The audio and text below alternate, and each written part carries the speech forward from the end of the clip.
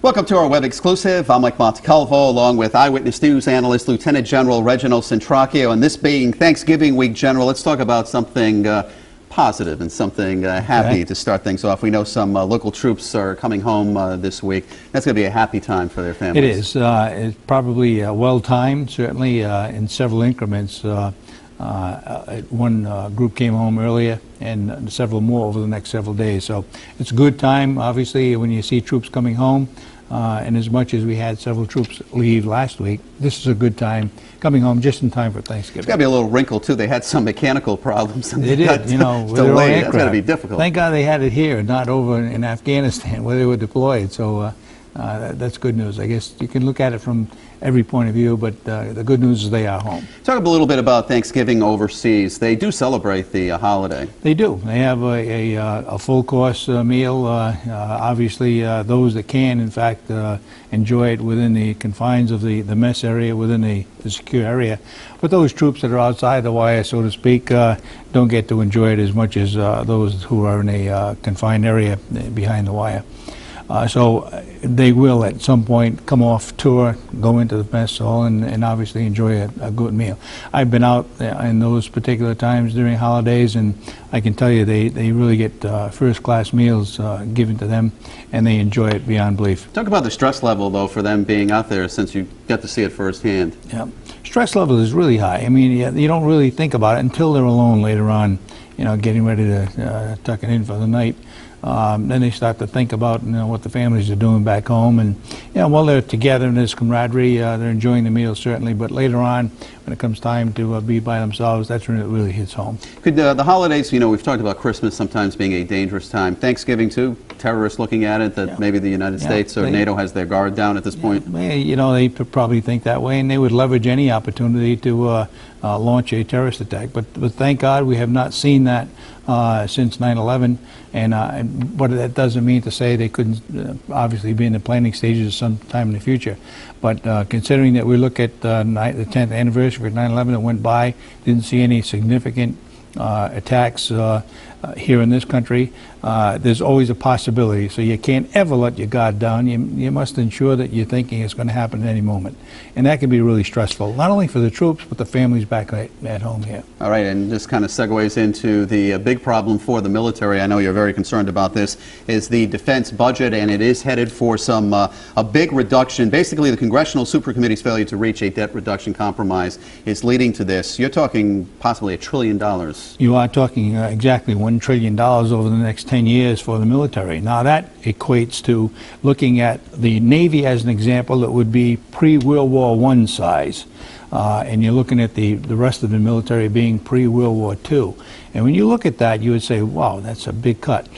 On the other hand, there's some good parts about that too, and as much as the technology we have today and the weapon systems we have is far superior than we had certainly during World War I and World War II. So it would not compromise our ability to defend the United States, but it would compromise our ability to be able to respond to an immediate scenario should something happen in the Mideast where we need to get many troops over there in a very short time frame. What about something like 9/11 and just getting, you know, people in place clearly, in the United States? Yeah, exactly. That's part of the problem. You know, you need to look at what available assets would be here in the United States, looking at the U.S. military and the National Guard, understanding that you don't have that kind of warning to be able to respond and prepare for it. You need to be prepared now.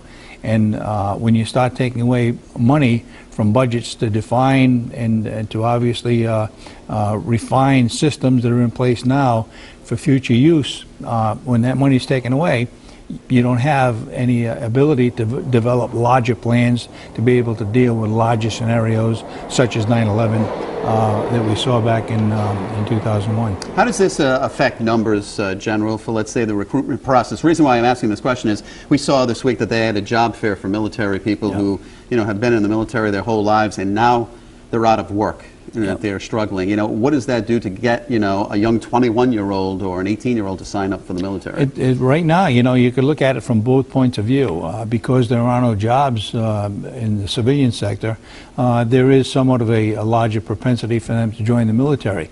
But people don't join for a career for the most part. They join for a particular tour, and when that tour is over, they expect to come home, especially when they put themselves in harm's way.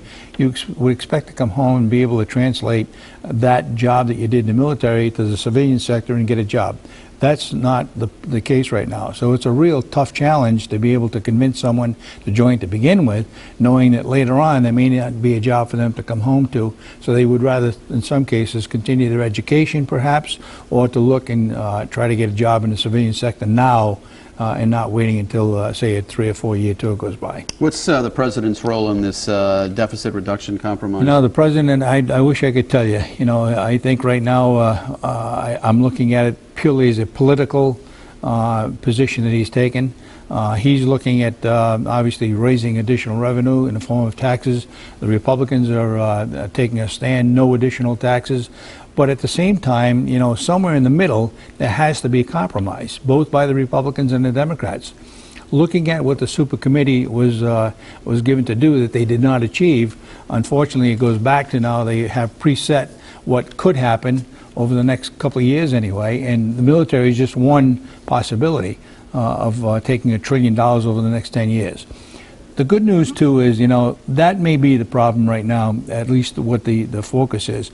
But I don't believe that you're going to see that kind of cut come. There's always room to be able to go back and negotiate and change what they've already allegedly put in stone. So what is this, how does this affect, let's say, Newport, EB, and Quonset, and in Groton? It could very well affect each of those systems, especially the submarine base down at, not so much the base, but electric boat for the future production of submarines.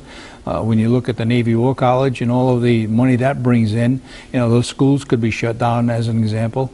You could have a reduction in force of the Rhode Island National Guard as an example, and other military forces across the country.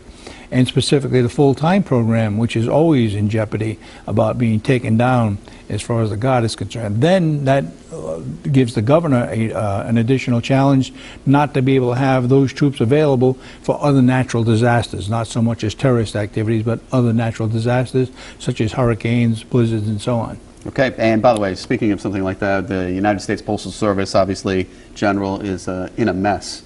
It is. To be polite, they're on the brink of bankruptcy. There are millions and billions of dollars in debt, and there are lots of reasons for this. We were talking before we went on the air. You know, everyone, you know, banks online, they send their Christmas cards online, so the Postal Service is not needed like it used to be.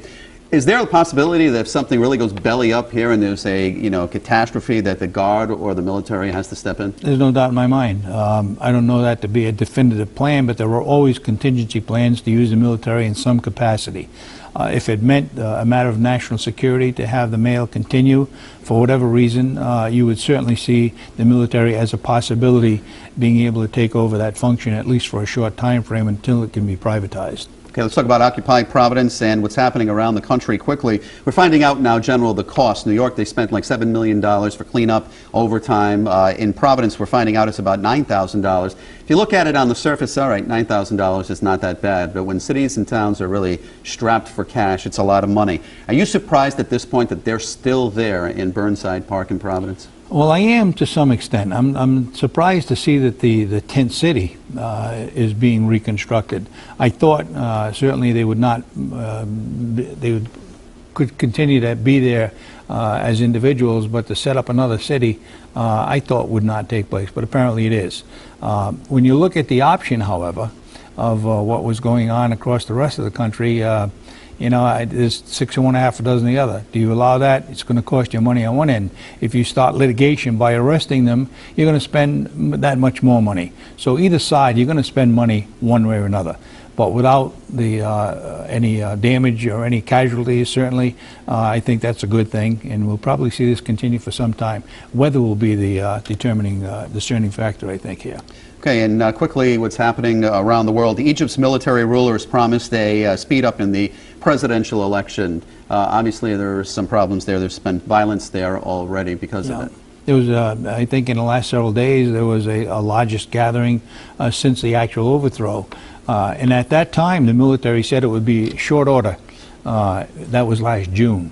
And when you talk about returning back to civil control, it didn't take place, and there was no foreseeable time frame. And that's, I think, what is causing the uprisal to take place in Egypt. Well, the Muslim Brotherhood is saying that they're not responsible for the ongoing protests. They are probably the strongest group there at this point. I think so, but once again, I certainly don't dismiss the possibility that they're having some impact there. But I don't think it's being driven by the Muslim Brotherhood. I think it's being driven by just the unrest of the people themselves looking for democracy. The problem is, I'm not sure that their definition of democracy is the same as ours. So what they end up with may very well be something significantly different than they want. And that's a composition of a government which probably would have a heavy influence by the Muslim Brotherhood. General, you kind of mentioned this last week, and now it's playing out. A key UN committee has voted to condemn Syria's human rights violations. So basically, the 6 Arab nations are backing the move, and they're turning on Syria. How long before Assad, decides to just go running at this point? If he's a smart man, and apparently he's not that smart as of right now, he would step aside. He would probably suffer the same fate that Gaddafi did, and certainly Saddam. When the people are driving what happens to their country, you can most assuredly suggest that he's not going to go peacefully. So if he doesn't go peacefully, he will certainly be taken out forcefully. Before the end of the year? I would suggest yes. Okay. General Centracchio, happy Thanksgiving. Always good to be here, and Thank to you you for too your and your thoughts. family. And thanks for watching. Happy Thanksgiving.